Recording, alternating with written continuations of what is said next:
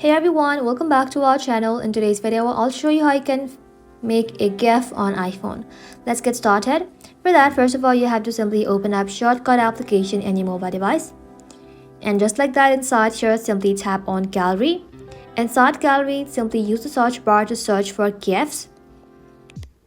And then tap on all the GIF. Just like that, you'll see this Make GIF option. You need to go ahead and simply tap on the plus icon of it. Once you tap on the plus icon, head back to Library and you will be able to find Make GIF right over here. Now press onto it and just like that, choose your video or live photo.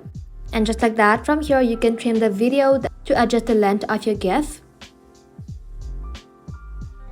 And once you're satisfied, tap on Save.